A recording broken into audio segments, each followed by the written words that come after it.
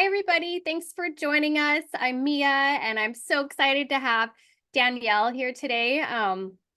You might know her from her amazing Instagram account called the Tartarian Talisman. That's how I found her. She came and she was one of the speakers at our Mercado Sagrado Salon that we did online last April. And I just love her work. And it's so very of the moment too, because as you guys all know, we're going through this massive shift right now. Do you want to call it the Great Awakening or Ascension? The frequency is shifting, and we are, as humanity, just like waking up to all these hidden truths that we've been steeped in our whole lives, but weren't really able to see. And her work really kind of tunes right into that with the hidden history and the architecture, and there's so much there. So yeah, I just wanted to hand it over to you, Danielle, if you want to just explain a little bit for people that don't know, like why did you choose that name, and what does that represent? What is Tartaria? What is Tartaria, and what is it? Because it represents more than just a place, Yes. right? So again, I want to thank you for having me today and speaking at that event. That was very fun and insightful just to be around other like-minded people. But the basis of that column was just sort of to allow people to discover history, sort of study history, argue about history. And there's been kind of like a lot of emphasis on Tartaria. So naturally, that was something sort of I had been drawn to as my name and stuff like that, the Tartarian Talisman, which I wanted the column to sort of be a discussion about history, and not just kind of anything. But Tartaria in general has a focus on the hidden aspect of history, and kind of architecture, and the removal of certain parts or elements throughout history, and just kind of the reclaiming, I feel like, has become that blanket statement. Architecture, hidden history, free energy, um, just these kinds of concepts that I think fundamentally, as a society, we're kind of having a difficulty like wrapping our heads around. Mhm. And a lot of people want, quite a bit of, rigid factual information, but a lot of the hunt has to do with having an imagination, in some ways, not to lose that completely. But I do definitely try to stay technical. Like my father, he was a private investigator. He worked closely with the Bureau, and he was always a very thorough person. And, what is investigation really? And it's just kind of the cross-referencing of like integral resources. So an integral source can be a many of different things. It can be a local, you don't have to have a college degree to be an integral source. It can be a neighbor in the investigation world, really. So for me, what's an integral source? That would be something like the Historical Society, things that are within sort of the archives and have been documented within the government agencies, as history is an integral resource to me. Let's see, if we're looking over photographs, a good resource would be like a gallery owner, photographers with vintage experience. If you want to talk about architecture and electricity, you want to talk to masons and people that know electricity. Um, so it just ranges, knowledge basically is useless without connecting with each other, and using the information to sort of meld um, into, something that is cohesive Well, that's, I because think, yeah, sorry, I was listening. I think that's what's so unique, and I wanted people to know this about your work, because there's a lot of people. I mean, we're all online, and we're all. Well, first, I love that you said, that we need to use our imagination, and we should loop back on that too. That it's kind of like an adventure and this sense of discovery and wonder, like looking into all this stuff. But and there's so much online right now. But what's unique about Danielle's work, and I want you guys to know, is that she's drawing upon the experience that she gained from growing up with her father, who was an investigator for the F and the B and the I. I don't know if I guess we could decide if this is Well, going to he go on was Rumble or if we're allowed to talk about that, but but no, he was a contracted private investigator for the okay, Office of okay. Federal Investigations Agency, Mm, which was through the Bureau. So he was like a okay, okay. privately contracted private investigator, specifically private investigations for high-ranking military officials, Wow. Yeah. um, just things more geared towards the military, I'd say, and Yeah. I mean, I think pers yeah. that's where, I mean, as far as I know, supposedly one of my great grandfather has kind of that lineage of intelligence. And as far as I understand, in America, it started with Navy intelligence, which turned it, that's what kind of turned into like um the main gathering, as we know, as the CIA. But so yeah, that makes a lot of sense. But so I mean, I wanted you to talk a little bit about just what it was like to grow up with him, but also in your process, I also want to get into like how you collaborate with these different sources, because you're pulling in when you're showing these photos online and you're kind of dissecting them and inspiring people to ask questions about them and what's really going on here, but also you're finding like a stonemason, right? Or people that have those sort of Yes. specifics to dialogue with. Yes. To me, just for credibility or just to speak from a place that isn't too, like, I don't want to disrespect a subject, like I've said in the past, by talking about it candidly without having any internal knowledge. And I'm not going to have a ton of time to go get formal education. So sources are going to be very essential. And what kind of sources am I looking for? Somebody that puts together walls, or am I going to look, what I was looking for would be more like historical mason restoration specialists, someone that's going to be working really closely with historical structures. And Mm-hmm. what I sort of look to them for is insight on construction timelines, intricacy, and manpower per era. And then I also will look upon them to sort of distinguish or decide what era a building could belong to, if not be born in the early 19th century And as a that as a revival and that kind of effort. relates to like if you guys aren't familiar, something that I think is super interesting and you covered for sure is the World's Fairs, because Yes. we see all this imagery of these World's Fairs, and supposedly the I guess the narrative is that um they created these World's Fairs in a couple of weeks, and these are basically these ancient looking, very high architecture cities that supposedly they built out of nothing and then destroyed 6 months later after the fair. And so it's like it's specific to that. It's like what it doesn't seem like that's true. It seems like they came in and reappropriated these buildings in actuality. And when were they really built? There, Like, what's the real story? well, there is a lot of evidence that suggests that although some were built, there is, evidence and photograph of certain construction projects, but just nothing in its entirety. So when I see a construction, I say, okay, that's fine, but that's one of 29 that were Mhm. there. Other things like, I'd say like wisdom, I would draw from the masons or construction people that I do speak to, and they talk about the old growth around the newly constructed sites. One in specific Right. would be like in California, they'd be like, if this was new construction, because it very well could be some of the components here. But he's like, right off the bat, I see these old growth trees, and that's something that you don't normally see in Mhm. those sort of new construction projects. And what Yeah, it because is really is like kind of gathering information, not really listening to any one person, but the just taking it all in, I guess. Yeah, because I mean that's really helpful. I wouldn't have looking at these.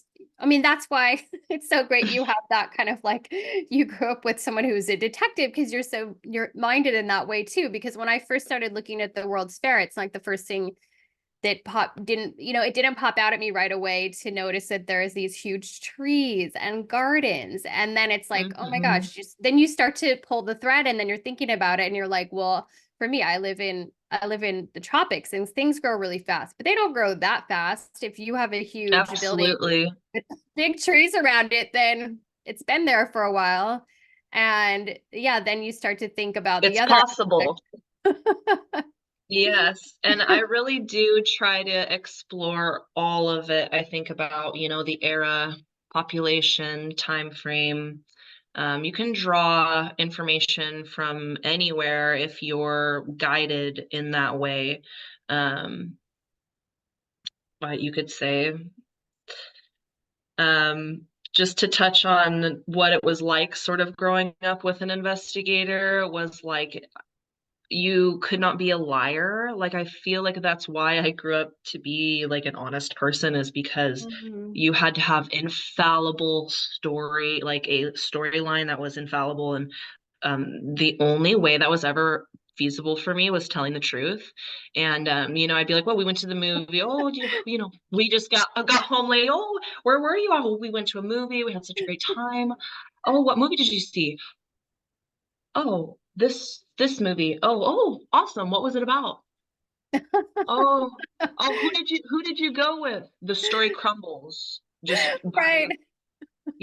and so I guess I learned to be thorough if and so the thing is the more you treat sort of the historical narrative, that is something that needs to be questioned, the more things sort of pop up. But when you don't feel the need to challenge the historical narrative, it seems quite fine, Mhm. to anyone, in my opinion, without any further assessment or investigation. It seems okay. Well, yeah, I mean, it's an interesting time because it seems like even for me, who now I see so many things, and I'm questioning so many things that I didn't used to. I mean, I think that sort of waking up process, it can be, I think there's a quickening now, but for me, it was very long, over years and years and years. And so getting to that point where I think I have a grasp on things and I think I'm understanding how programmed we've been and how many lies there are. But then doors keep opening. And then, like, only a few years ago, I started to tune into what you're talking about and this ancient architecture. And it looks like we did have free energy before and it's been hidden from us and just all of those things. But I couldn't see it before. And I really feel like, I don't know what you think about it. I mean, one, I feel like it's the frequency is actually raising. So it's kind of like allowing us Absolutely. to just see things that were right in front of us, but we didn't see before. Um, Absolutely. Like, even coming from a bull-headed, like very logical, straightforward person that takes things for face value, for me to come out of that is like a testament, in my opinion, that I was able to somehow lift the veil. Like, coming from my background, like my parents are very like they're okay with indoctrination. They it's not that they're okay with it, they don't even know that it's happening. And they're very into like societal, like being doing the right thing in societal standards. And I was always having so much issues. And it was because I was like one of the generational different things that it wasn't working out for the traditional, um, way of thinking and being, go higher education. My parents, higher education for decades, was doing higher education. My brother, very educated person. I was into arts and creativity, and that was my thing. And, my mom at one point was like, do you ask an artist to do math? Do you just let them just do what they're going to do? And I think that, yeah, everything, part of sovereignty is, expressing authenticity in your highest form. And I think authenticity is a really hard thing to come by, because it's negotiated through so many different avenues in society, whether it's social, economical. you know, in the educational academia world, it's a whole beast, and it's hard to be blind to. And those that aren't, you know, or that are blind to that pressure, are braver to me. And there Yeah. needs to be more people that can put down the fences and not be offended and just explore and discover something new. It's Yeah. important. That's why I think I really appreciate your voice online and your work too, because it's so open. It's like an open, it's kind of always an invitation or a question. I totally feel that kind of sense of like, come out on this adventure with me. And like, what do you think is going on? You're sharing like insights and what you notice, but you're not telling people what to think. You're kind of inviting them into just to dream into what the potentials could be. And that's just, I feel like, Absolutely. how we, by just even allowing ourselves to be in that space, it just naturally invites experiences that are going to push us more into being our authentic self. And because yeah, we have to get really brave to do that because it's not Yeah, and that's growth. Like, if you can, like, acknowledge that something's different and maybe not personally accepted by you at the moment, and just not be upset, I think that's right. growth right there. Yeah, just to be Um, open to the possibilities that we don't know everything necessarily, and there are mysteries to be checked out and solved perhaps, or just to, yes, dive into. Like, and to me that's way more fun. I think. Like a fun way absolutely, to, but that's why they create phrases like, yeah, they create phrases like, you know, curiosity kills the cat. Like, mm, we by nature are curious. We are drawn to mystery, because if we don't know something all the way, we desire and seek knowledge. mm, It's part of us. We actively, subconsciously, consciously want to know the truth. We want to know where we come from. We want to know truth. So they don't want you to be curious. um, and we're easier to control if we're not curious or questioning. So definitely important right. to keep the mind open and ask questions. Yeah, I think that's so huge. Just like why is the truth important? Like, why do I care so much? Why do you care so much? And I think it's like what you just touched on. It's like, because when you step into more sovereignty or trusting your own intuition and your guidance or looking outside, you are stepping out of the control matrix in a sense, and stepping more into freedom and authenticity and into your own power. And Absolutely. And it's yeah, regaining the wheel, you know, because if society is steering, you know, we're in trouble. We have to have independent and individual thought and liberties, and exercise them through freedom of thought and freedom of sovereignty, and um, creativity, and imagination, and mhm, also facts. And mhm. you know, like, they Yeah, have to it's like the intellect. together. Yeah, the intellect. I grew up in a family of academics too, so I understand, and I think a little bit. Well, there's two things. I think it is so important to like balance the heart sort of with the mind in a sense, because we don't want to. It's like we do want to lead with the heart and intuition, but the intellect is so powerful too, and they can work together, and then that's Absolutely. the best if they're in balance. Yeah, Uh, they're a partnership. My intuition draws me places, and then my mind validates it if I have the resources, and the resources say this is what it is, you know. So the heart definitely leads you, and then your mind has the tools to maneuver and figure out what you want to do and where you want to go. yeah, definitely. Can we talk about a couple, just a little touch on a little fun Yes. things? And so what I yeah, just on that note, what I love so much about kind of we'll just call it like the world of Tartaria. And again, it's like Tartaria does look like it was an actual place, but that has been erased from history and the main narrative. But it's also just like a like all encompassing kind of like term for like hidden history and what has been hidden from us. And so there's all these fun kind of like subjects that tie into it through all the images.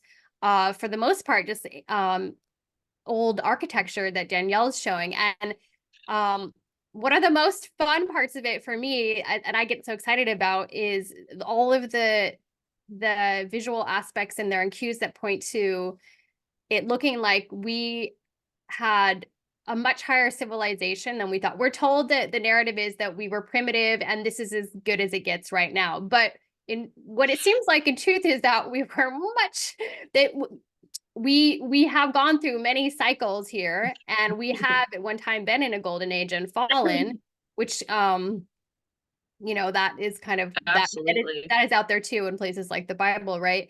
And that we used to have free energy, and it's so exciting. I mean, I think we're going back to being, I think part of this disclosure and this like frequency rising is that we're going to go into another golden age, and we are going to regain the remembrance of how to use all these and start using all these technologies again.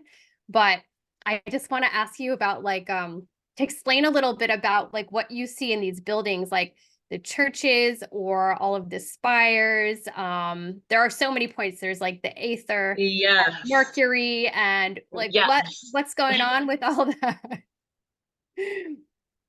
So it depends if you want to talk about free energy or frequency and healing, which I think that they Mhm. were a co-operating system.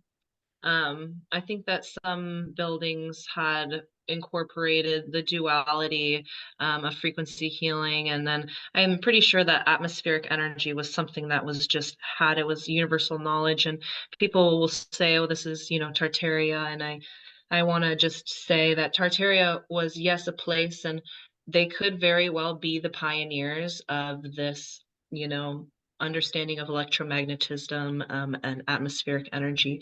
But these were, I think, universally understood principles Yeah. where everybody understood this through experiment, trial and error, and probably pass down information, which there's this a gap, where we had sort of lost things. But I think that this was commonly understood. This was no thing belonging to one nation. It was a universally exercised principle, which was just, I believe, to be, Tartarian technology is atmospheric voltage being captured through architecture. Mhm. So you would say at the top, there's 100 meters. Or, oh my gosh, sorry. Let me start over.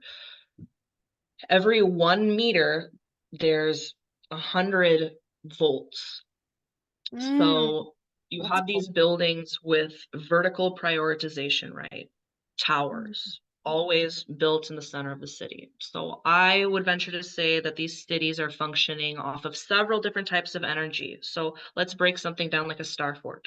Let's say this is sort of Tartarian in essence, where we have diverted water sources coming through. These waters are going to be turning wheels. These wheels are going to have either magnets or copper of some kind, and they're going to be doing slow rotation and gathering through perpetual motion. That's going to be electromagnetic energy. And it's been used widely, primitively, anciently. The water has been used to gather energy. And then you have the center of the city, which is going to have a huge tower. And the very, very top, it's going to have a conductive component, usually copper or brasses, I've seen. And then the next part down is going to be a ball encased, I believe is brass is one of the metals, or copper. I'd have to check back into that, but is the only metal. They use a metal that isn't going to be consumed by the mercury. So the mercury is in there, and the moment there's static or ambient or direct voltage coming in, the mercury is going to start spinning.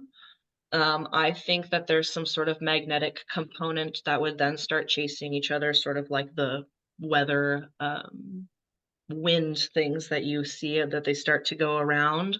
Right. That because the perpetual motion is part of the reason, like that would be the part where the magnets are swirling around the copper to entrap them. It's like a vortexing energy that's coming through. The electrons are loosely gathered around this copper component. The magnet is rotating, and the magnet, depending on the polarity, is going to force these electrons down into the copper through the mercury. I think the mercury helped, if there's direct current, this is kind of Mhm. like a battery. It helps so dense, it absorbs this voltage and can bring it down into the conduits. So the architecture is like an agitator of its environment. So the frequency is what gets this energy going. So the Mhm. frequency, the bells will start, and then that's what starts this sort of vortex energy that starts to come down. And Mhm. that's when the electrons and the voltage starts to interact with the architecture. And this brings current down. And then there's going to be conduits either wrapped on the outside of the building or in the stone that are going to bring the electricity down into what would be processed and then transferred. I believe that there was like a limit that it would meet, if it was too much power. This energy, electromagnetic, would go out into the local crops. So Mhm. it was very balanced. You have the water. If there's, not a ton of atmospheric activity, or it was just balanced. They didn't get their power from any one place. I think it was an equally distributed and harvested thing locally, usually via perpetual motion for electromagnetic power, and then tall towers for things like atmospheric voltage, and used for frequency. And then some of these buildings or towers had the incorporated feature where it was a healing center. The frequency came down and they had these huge resonating centers. And all the entablature inside had to do with an intricate and deep understanding of frequency and sacred geometry, basically our realm as we know it. So I think that our ancestors were just so familiar and casually in that world, Yeah. and we seek to find that. Yeah, and I think we can feel it because when you go, if you guys, I mean, we're so drawn to this. And also just sidebar, like beauty is medicine and beauty is harmony. I mean, they're taking this technology and it's also beautiful. Like everything is so harmonious. It's like they're putting out these harmonious frequencies. Everything is visually beautiful. It's all just seamless. I mean, I think that's one of the reasons they've taken beauty away or tried to stamp out beauty too. That's kind of another conversation, but it's because it's all harmonizing. And if you notice these, alleged churches, which I don't know what you think, but I don't think they were churches. I think they were energy centers. If you look from the top down, it looks like almost like a computer chip. It's like a grid, it's like a gridded sort of Absolutely. system. I don't know how to explain it right. And then if you look even at the whole towns are that too. Looks like a whole grid, which would make sense if you're displacing or eh, giving that energy out through that too. And then the windows on these churches, they look like these cymatic patterns. So they're so beautiful, these They stained glass. absolutely are. And They are cymatic patterns. They are the evidence of an intimate knowledge of the universe and the relationship we have with sound and energy, um, and can you can you our explain world's sorry, go ahead. sorry, can you explain what cymatic is to just in case people don't know that word? So a cymatic, as far as I know, is a visual representation, like physical form, like we use a medium to understand the shape of sound. Um, People are doing it with piano scales, taking major scales, doing it with that. People are doing it with mercury. They're doing it with water. But each sound has a soul and it has a shape and it's unique and unlike any other. And I think that each church sort of had a frequency, and these frequencies had to do with honing in and tuning in with the celestial bodies that they Mhm. wanted to resonate like. Mhm. Um, so I think that attraction is a frequency thing. So they emanated these qualities to structure themselves Mhm. and their surroundings um, in this way to be harmonious It, in that completeness. mhm.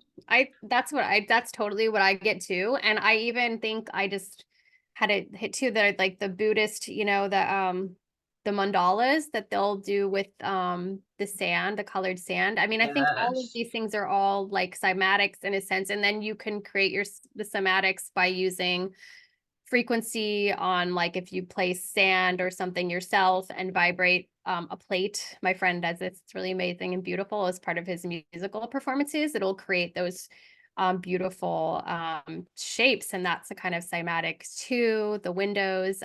It's really showing us Absolutely. visually what sound is doing to us. I mean, Dr. Emoto's work.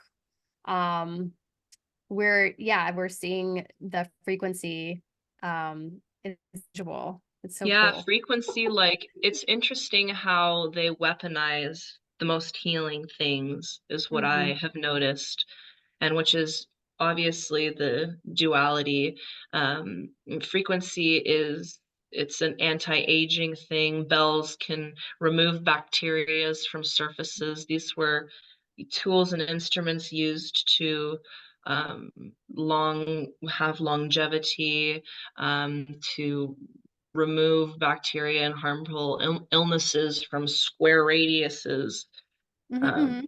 I believe and I was gonna say, didn't they try to remove all the bells around World War I, saying that they were using the metal for ammo, but you have to wonder like if it's really because they wanted to dismantle what you're talking about. yes, to my understanding, frequency was a co-component to free energy, but definitely something that in the realm that is kind of in the mainstream now for sound healing and Mm. vibration healing and all that, we're rediscovering and understanding their benefits when before this was just incorporated into society. Society was a harmonious thing, or may have been. I believe so. Yeah, I think we will be harmonious again in a way. I mean, I feel like part of what we're going through is kind of a journey into the being in a state of that's not in polarity the way we have known it. So I wonder if that was a state too for them that wasn't polarized when they were living through that golden age, because it just it seems like it to be just through what they were using. Another note I just want to touch on, like the Yes. mercury is so fascinating to me, you guys. I don't know. I mean, I could I just love the mercury. I mean, for one thing, they've told us it was so dangerous, and I don't obviously we don't want it in our bodies. I don't think, but I don't think it was dangerous to touch it the way they say. And Yes, it's possible it's not dangerous to touch. I have seen videos, don't try at home, but I have seen videos that express and demonstrate how non-harmful liquid mercury is. The man was drinking small bits of it and was saying it's not a toxic thing. I'm like, but it can I played like with it before. I played with it when I was a child because I broke a thermometer and I was like, "This is so cool. What is this?" So I'm still here. Its I don't density know. is density is what's fascinating to me. Like that's probably why it would have possibly been used for a battery of sorts. It's conductive. It has all these different like aspects to it. It's a very interesting alloy, but its most interesting quality to me is its density, in the sense that it can float like an anvil, Yes. like Oh, nothing sinks. I think it was used actually. I don't know if you guys are familiar with the term the Vimana, but in the old Sanskrit, ancient Indian books, they talked about the flying machines or the Vimanas, and I feel like, have you looked into this? I feel like they were using mercury in them to maybe, probably with like stuff that you're talking about, magnetics and frequency perhaps, but I'm wondering if that's how the Vimanas worked too. I Um, just know that the world is like such this magical place, and we have been indoctrinated to like just remove all of its mystery and mysticalness because it is so mystical.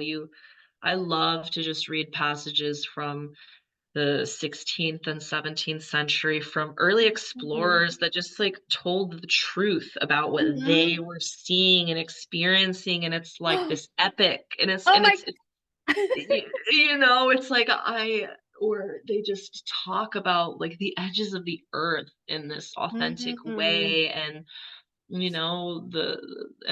then the amount of effort that has to go into finding a source to translate it, and then just its mystery, how far away but close we really were to this time, and how Yeah, can all these like really amazing and great things be happening, in let's say our modern day, where we have depression happening, the Great Depression happening, and Bonnie and Clyde, shooting up everywhere, but we also have the world fairs and these beautiful, right. epically ornate things, and that's And something to be understood. How are people starving, and this dust bowl is occurring alongside these other events in history, and you have to sort of wonder how much of that is right, how just much what is we're told. true and how much was a narrative to again like reinforce that we come from, because they want us to believe in scarcity when abundance is true. So it like reinforces the scarcity narrative, it reinforces that we were primitive. It really, that whole narrative really helps them a lot in a negative Absolutely. sense. In a world where everything's abundant, health is eternal, and we're void of illness, you know, corporations have the same sort of rights as people, so they can do and profit off of whatever they want. So, we have that working into play in society, where we have these corporations just sort of running everything, and whether it's humane or not, is sort of not in our like it's not in the human prerogative right now, to be humane and to be ethical, truly ethical. Well, um, I do think that, I will say, I do really think, and I feel like it's important maybe to just throw this there. I do really think that's all shifting right now, and it might not totally look like it yet. But there are so many things that are breaking down right now, and that's part of why it looks so kind of crazy in the 3D world with the politics and all this stuff, because we had been living, like you said, in this sort of corporate run, sort of state Absolutely, matrix. But but these, it's they're, darkest before dawn. it's darkest before dawn, and I'm a nerd that goes into all of the, well, I end up pulling people into my realm like you and other people who are insiders sometimes in ways, and share things with me and then lead me to look into things like executive orders and stuff like that. So in a very kind of 3D sense, like there are systems that have been put into place in the last few years that are taking the power away from these corporations. Essentially, a lot of this specific executive order from I think 2021 was put into place to essentially they could seize the assets of any company that was involved in any crimes against humanity. So that's huge, and a lot of what we see playing out right now is the downfall of those such corporations and persons that were running them, Mhm. and them grasping straws because that lifestyle and that paradigm is going away. So I will just add that in as a glimmer of I hope I because that's what I definitely see. agree. I agree though, because you look at Hollywood, Hmm. I think that it was a plan that backfired, and I think that that happens a lot. They work towards a certain goal and the goal backfired, like the whole pandemic era led to this great awakening. Hmm. And I think that every time they find the threshold is when we go through another expansion. Yeah. So threshold met, an expansion happens and we grab the wheel again. And I think that's just really important and the free energy movement, I think, has to do with that. It is really idealism, you could say, but um, or it would just be turning the clock back where we don't have these insane manner of living. We don't even ask to be here, and we have to pay for the electricity we use, the house we live in, the road we walk on. And it shouldn't be that way. No. There should be the ability to use knowledge to better your situation without limits. No. So, and what we see coming is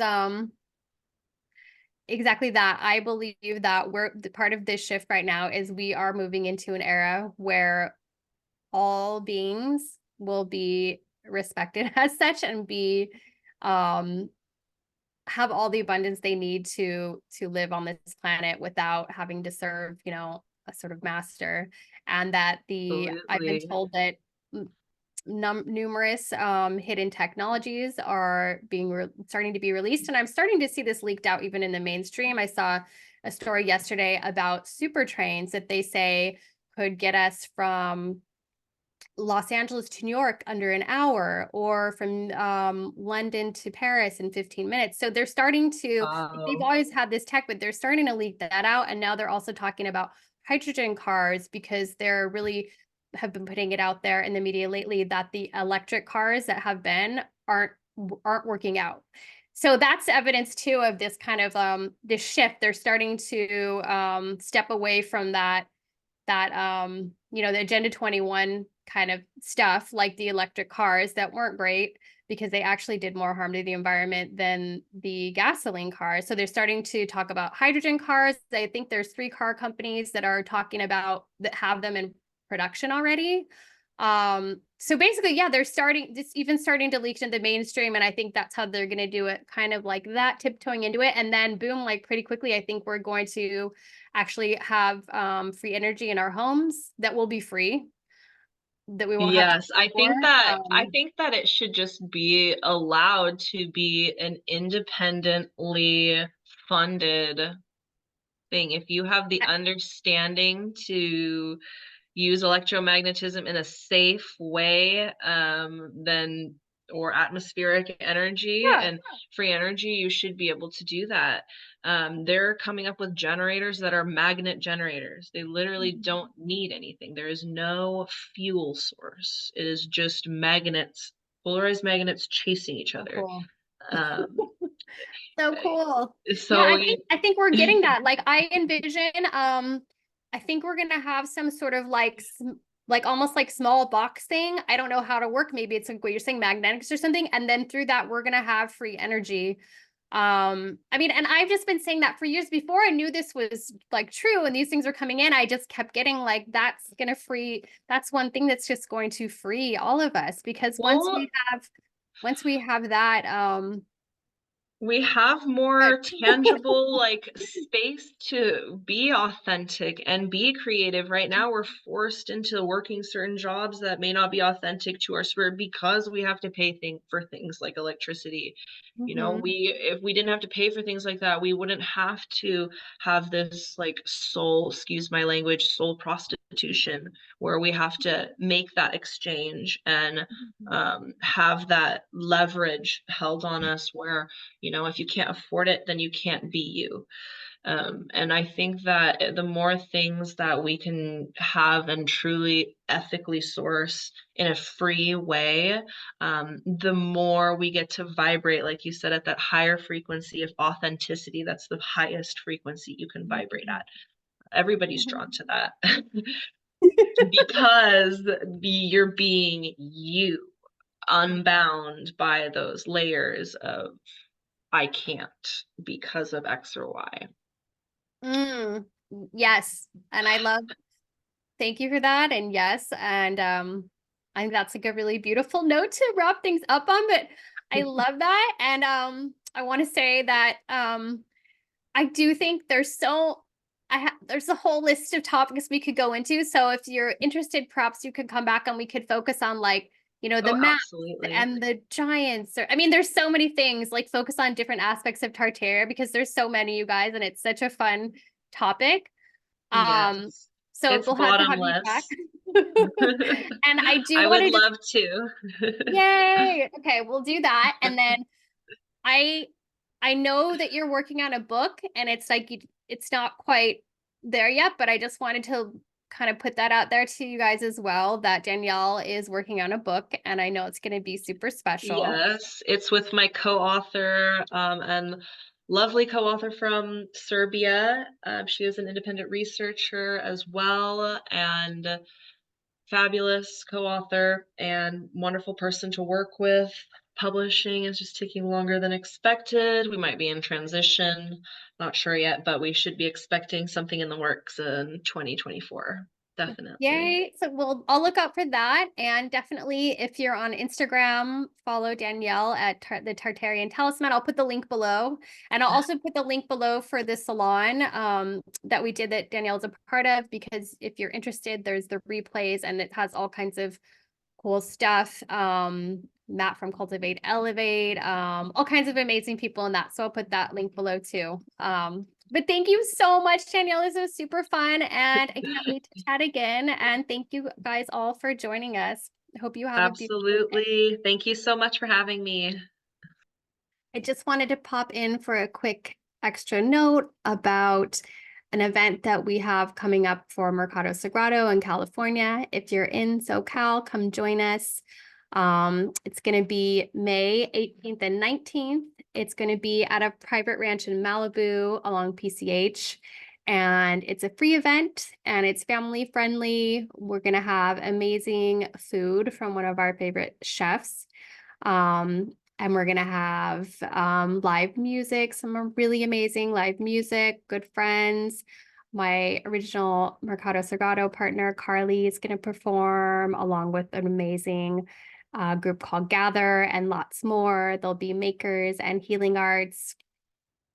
We'll have like old amazing. I think does she do tin types? I think she does glass collodion, portraits, all kinds of stuff. It's going to be super fun and it's free.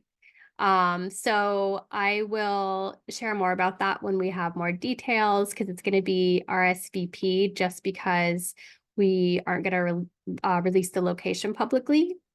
But it'll be free. And yeah, so I'll share more with you guys as it gets closer, but save the date, May 18th and 19th in Malibu.